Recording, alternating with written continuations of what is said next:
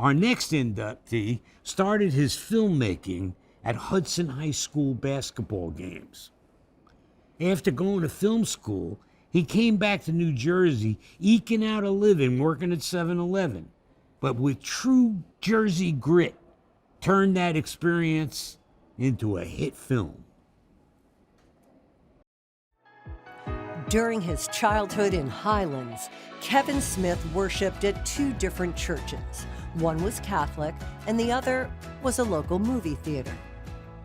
The youngest of three kids, he was an overweight, unathletic teenager who earned a varsity letter by videotaping the basketball games. But a love of comedy and a passion for performance arts led to plays on the high school stage and the annual talent show, where Kevin created comedy skits with his friends. A college dropout, Smith eventually went to work at a convenience store in Leonardo named Quick Stop. That minimum wage job would change his life. On his 21st birthday, Kevin found his calling when he saw Richard Linklater's Slacker and realized he too could make a low-budget film. After briefly attending and subsequently dropping out of film school in Vancouver, British Columbia, Smith came back to New Jersey and returned to the counter at Quick Stop, selling cigarettes and soda during the day and shooting a low-budget movie in the aisles at night. The result was his first film, the black and white seminal indie classic Clerks, which won awards at the Sundance and Cannes film festivals and established Kevin Smith as the voice of a generation. Rather than eschew his Garden State roots, Smith set up shop in Red Bank, where both his View Askew Productions offices and his comic book store Jay and Silent Bob's Secret Stash have been located since 1996. The vast majority of his films and TV projects have either taken place or been shot in central New Jersey, including Chasing Amy, Jay and Silent Bob Strike Back, Jersey Girl, Clerks 2, Clerks 3, and the 4:30 movie. A podcast pioneer, Smith spun that talk into gold with 7 seasons of the AMC show Comic Book Men and a thriving live comedy career. Always all in on New Jersey, Kevin and his friends recently saved the 100-year-old Atlantic Highlands movie theater he grew up going to and renamed it Smodcastle Cinemas, a nonprofit organization where Smith hosts screenings and guests every month. Kevin, time for you to take your next journey, this one, into the class of 2024 as a New Jersey Hall of Famer. Hello everyone, I'm Jason Mewes and I'm at Jay and Silent Bob's Secret Stash, the most famous comic book store in the world for 28 years now. It's located in Red Bank, New Jersey. And I'm here to say that I've been standing next to Kevin Smith, personally and professionally, for over 30 years now. And I cannot believe the New Jersey Hall of Fame is inducting Silent Bob, but not Jay. I mean, what the hell, guys? You can't just split up Jersey legends like that.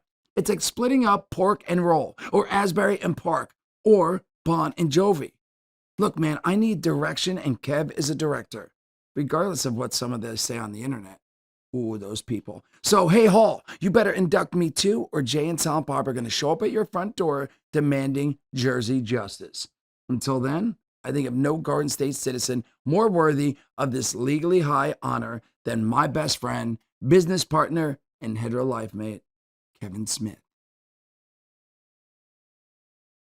Okay, kids, I just came off of Fly Me to the Moon, which was damned impressive and insanely patriotic, specifically if you're from the great state of New Jersey, man. And as a guy who's made many movies in and about New Jersey, that's way better than Clerks. I'll tell you that. Way more movement than Clerks. Camera didn't even move in Clerks. The whole chair moved on this thing. What makes sense is that, I'll be honest with you, for 16 years, I've been waiting for, I've been thirsty, as the kids say, like cringingly thirsty to be a member of New Jersey Hall of Fame, because being a member of New Jersey, being somebody from the Garden State, has meant more to me than just a badge of honor. And it is. Being from New Jersey is a currency culturally that I've spent the world over.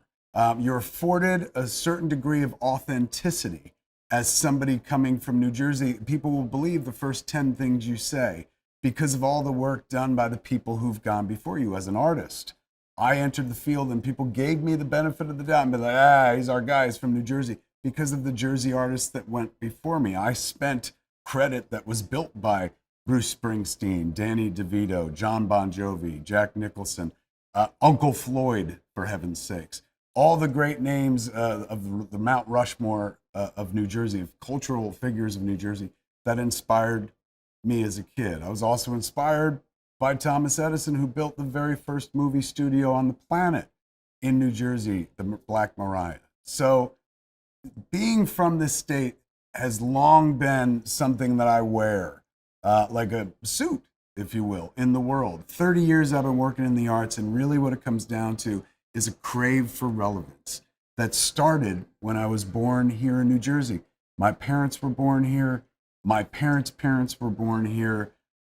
My daughter was born here. I went out of my way to make sure that my kid was born in New Jersey. You're talking to a guy who still resides in New Jersey. I have an apartment over the movie theater. Isn't that adorable? Like a filmmaker who lives over a movie theater, that's like a cobbler who lives in a giant shoe. Now, no bullshit.